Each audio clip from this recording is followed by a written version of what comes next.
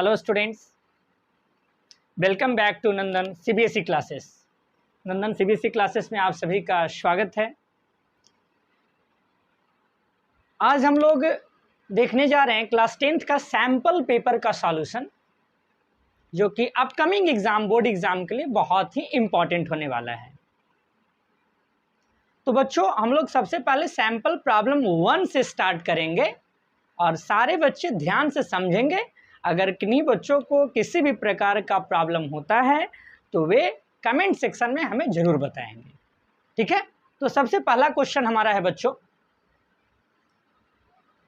If HCF of 336 and 54 is equal to 6, then LCM of 336 and 54 will be, यानी 336 और 54 का HCF क्या है बच्चों? 6 है, ठीक है ना। और इसका LCM जो है वो आपको बताना है, ठीक है, कि क्या होगा। और ऑप्शन है A, B, C, D, option given है। इस सैम्पल प्रॉब्लम 1 का सेक्शन A का फर्स्ट क्वेश्चन है बच्चों, ठीक है।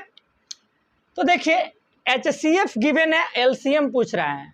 तो जैसा कि आप लोग 10th क्लास ही नहीं, उससे छोटे क्लास में भी आप लोग पढ़े होंगे, LCM इज इक्वल टू क्या पढ़े हैं? प्रोडक्ट ऑफ टू नंबर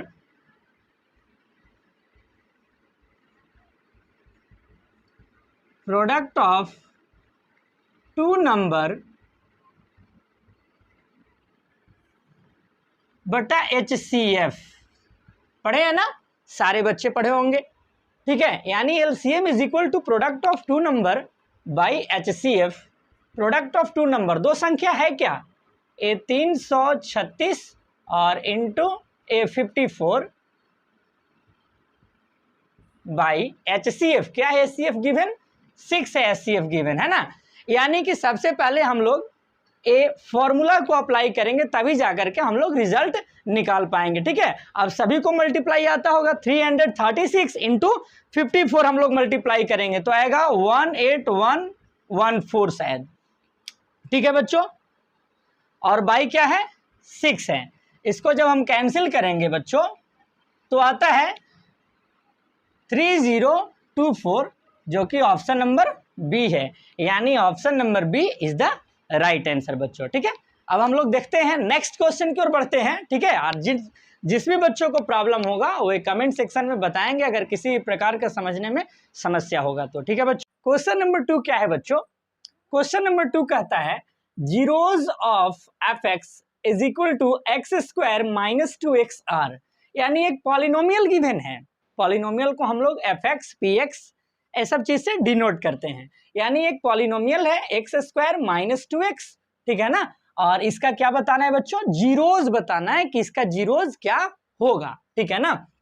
देखिए, सबसे पहली बात तो ये है कि हम बताएं आप लोगों को कि कभी भी जीरोज निकालना हो तो जिस पॉलिनोमियल का जीरोज निकालना होगा उसी पॉलिनोमियल को हम लोग जीरो के बराबर पुट कर देंगे। तो एक क्वाड्रेटिक पॉलिनोमियल है कि नहीं? एक क्वाड्रेटिक है ना, यानी हाईएस्ट पावर 2 है, तो एक क्वाड्रेटिक पॉलिनोमियल है। तो जिस पॉलिनोमियल का जीरोज निकालना हो उस पॉलिनोमियल को ही हम लोग जीरो के बराबर पुट कर देंगे, ठीक है। यानी fx is equal to zero put करेंगे। fx है क्या जो मेरा पॉलिनोमियल है?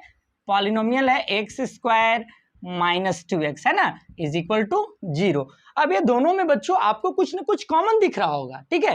ये कॉमन क्या है? देखिए ध्यान से, कॉमन अगर x को निकालते हैं तो यहाँ क्या बच जाएगा? स्क्वायर था तो x बचेगा, और माइनस यहाँ से x गया तो क्या बचा बच्चों?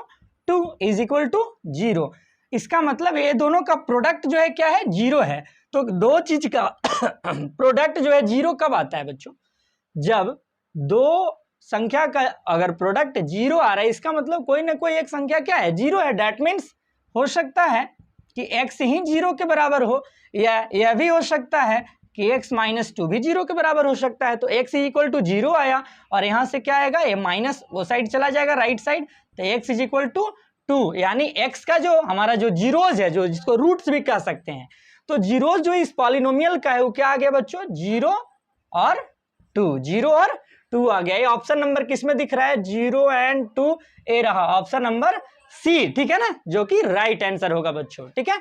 चलिए तो हम लोग नेक्स्ट क्वेश्चन की ओर बढ़ते हैं। किन्हीं बच्चों को अगर समस्या होगा तो जरूर बताना है, ठीक है। हम लोग नेक्स्ट क्वेश्चन की ओर बढ़ते हैं बच्चों, ठीक है।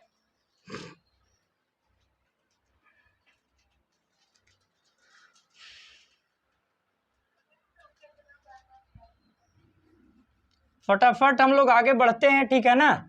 और इस सैंपल पेपर का सॉल्यूशन हम लोग करते चलेंगे ताकि बोर्ड एग्जाम में हम लोग को किसी प्रकार का प्रॉब्लम नहीं हो, किसी बच्चों को, सारे बच्चों को अच्छा नंबर आ सके, ठीक है। ये प्रैक्टिस होता है सैंपल पेपर का सॉल्यूशन करने से, ठीक है ना। प्रैक्टिस होता है ताकि आप एग्जाम में ज़्यादा से ज़्यादा, ठीक है ना, अंक प्राप्त कर सकते हैं, ठीक है।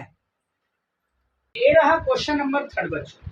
क्वेश्चन नंबर 3 कहता है select the quadratic polynomial whose sum and product of the zeros are 21/8 and 5/16 respectively. कहता है निम्नलिखित जो नीचे ऑप्शन दिया गया है क्वाड्रेटिक पॉलिनोमियल है कि नहीं। तो क्वाड्रेटिक पॉलिनोमियल सिलेक्ट करना इन चार में से कौन होगा जब किसी क्वाड्रेटिक पॉलिनोमियल का जीरोज का सम 21/8 हो और उसके जीरोज का प्रोडक्ट 5/16 हो, ठीक है।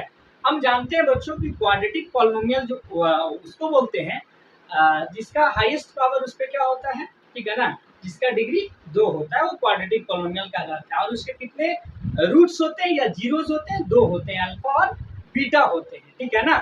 तो यहाँ पर जो है गिवन में क्या है, गिवन में बच्चों अल्फा प्लस बीटा का वैल्यू सम ऑफ जीरोज 21/8 और प्रोडक्ट ऑफ जीरोज यानी अल्फा इंटू बीटा क्या दिया हुआ है 5/16। तो क्वाड्रेटिक पॉलिनोमियल बनाना है।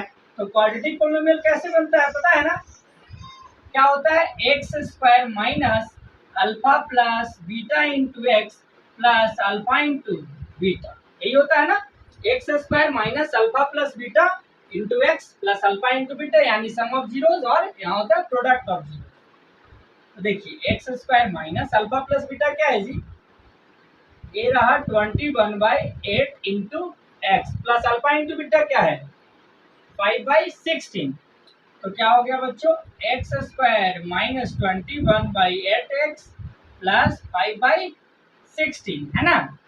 अच्छा अब यहाँ बताओ ये 16 जो नीचे अगर इसी से मल्टीप्लाई कर दिया जाए तो पॉलिनोमियल क्या मिलने वाला है, F X is equal to 16 into X square क्या हो जाएगा बच्चों 16x स्क्वायर, है ना।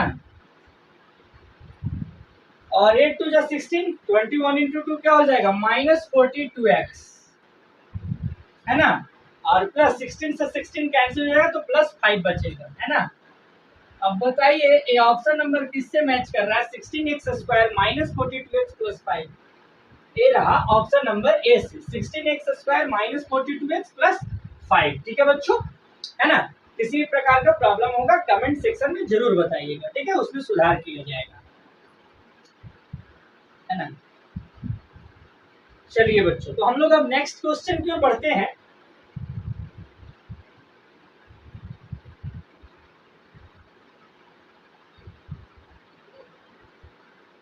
चलिए बच्चों तो देखते हैं ये रहा क्वेश्चन नंबर 4। क्वेश्चन नंबर 4 कहता है फॉर व्हाट वैल्यू ऑफ के the system of equation kx + 3y = 1 and 12x + ky = 2 as no solution।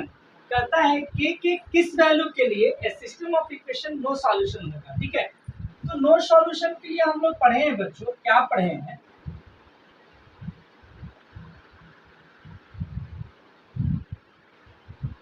No solution के लिए हम लोग पढ़े हैं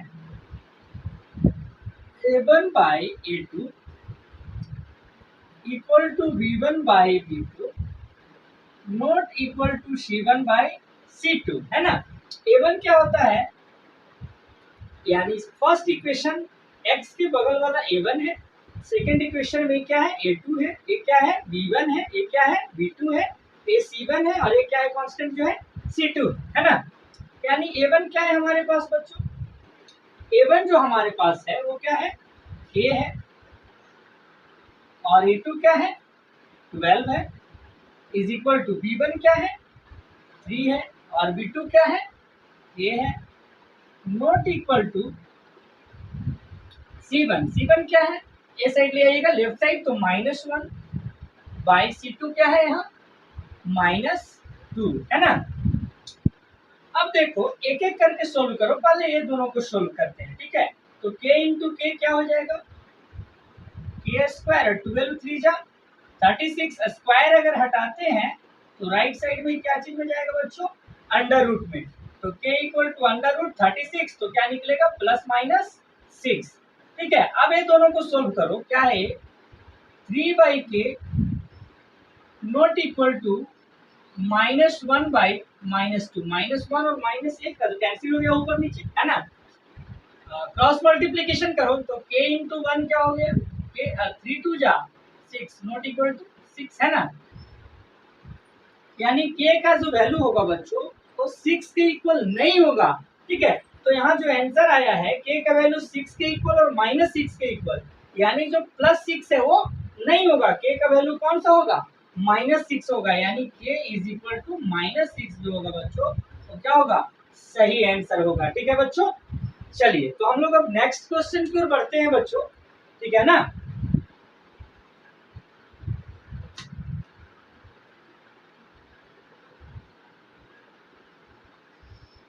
आपका क्वेश्चन नंबर 5, क्वेश्चन नंबर 5 कहता है if the common difference of AP is 5, AP से रिलेटेड क्वेश्चन है ना। कॉमन डिफरेंस जो AP का है वो क्या है 5 है, then what is the value of T18 and T13, है ना। यानी 18th term minus 13th term का वैल्यू क्या होगा, है ना। अगर किसी AP का कॉमन डिफरेंस कॉमन डिफरेंस यानी D गिवन है, केवल D गिवन है, ठीक है ना, केवल D गिवन है बच्चों। D क्या है जो कॉमन डिफरेंस है, क्या गिवन है 5 गिवन है, और T18 और T13 जो है ना 18th term minus 13th term लाना है, ऑप्शन गिवन है। देखिए सबसे पहली बात T18 के लिए देखिए, T18 का मतलब क्या है, अगर हम Tnth का हम फॉर्मूला जानते हैं, क्या होता है nth टर्म का a plus n minus 1 into D होता है ना। अब यहाँ पर देखो nth टर्म, तो n की जगह क्या है बच्चों 18 है, तो T18 a को ऐसे ही छोड़ देते हैं क्योंकि पता नहीं है हमें, प्लस n माइनस n का वैल्यू क्या है बच्चों 18 है, और माइनस 1 इंटू डी का वैल्यू क्या गिवन है 5 गिवन है, डी का वैल्यू 5 गिवन है। तो T18 इज इक्वल टू क्या हो जाएगा बच्चों a प्लस 18 माइनस 1 क्या हो जाएगा 17, है ना, इंटू 5। तो T18 is equal to a plus 7 5 जा 35 और 8, है ना, यानी 85। ये फर्स्ट हो गया मेरा बच्चों। अब देखो हम क्या लेकर के आते हैं इसमें, ठीक है ना। अब हम लोग लेकर के आते हैं T13। T13 क्या हो जाएगा बच्चों, हम लोग जानते हैं अगर ऐसे ही लिखा जाए तो क्या हो जाता है a प्लस 12d होता है ना। समझ गए बात, जैसे यहाँ पर क्या था T18 a प्लस 17d था, तो T13 क्या होता है a प्लस 12d, है ना।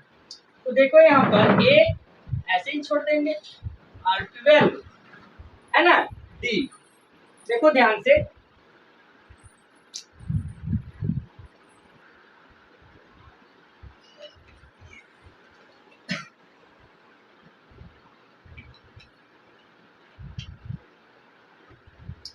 देखिए बच्चों, यानी d जो है यहाँ पर क्या है गिवन है, क्या है d का वैल्यू 5 गिवन है, यानी T13 is equal to a plus 12 5 से क्या हो जाएगा 60। अच्छा करना क्या है T18 माइनस T13, यानी 18 टर्म माइनस 13 टर्म। 18 टर्म क्या है बच्चों a प्लस 85 माइनस 13 टर्म क्या है a प्लस 60, है ना। देखो a प्लस 85 माइनस बाहर आएगा माइनस हो जाएगा, माइनस प्लस क्या हो जाएगा -60 हो जाएगा, a से a कैंसिल हो गया, है ना। तो क्या हो जाएगा बच्चों 85 में से a घटाओ 60, तो 25 आ जाएगा, जो कि ऑप्शन नंबर सी होगा बच्चों, ठीक है ना। तो इस तरह से हम लोग आसानी से, ठीक है ना, केवल डी दिया हुआ था, कॉमन डिफरेंस था, ठीक है ना। तो हम लोग बस इसी का मदद लिए टी 18th और 13th टर्म को ही हम लोग आगे बढ़ाए और उसके बाद सब्ट्रैक्ट कर दिए बच्चों। तो हमें क्या मिल गया, डी का, ठीक है ना, सब्ट्रैक्ट जो था टी 18th माइनस टी 13 मिल गया हमें, ठीक है। तो चलिए बच्चों, हम लोग ऐसे ही सैंपल प्रॉब्लम का एमसीक्यू करते रहेंगे, ठीक है ना।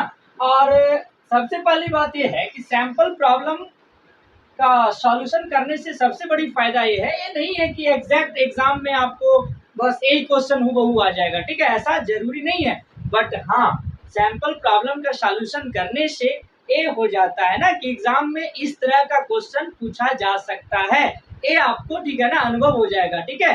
तो वहां पर प्रॉब्लम ज्यादा क्रिएट नहीं होगा बच्चों, ठीक है। तो आज के लिए इतना ही बच्चों, ठीक है, फिर मिलते हैं अगले वीडियो में, ठीक है।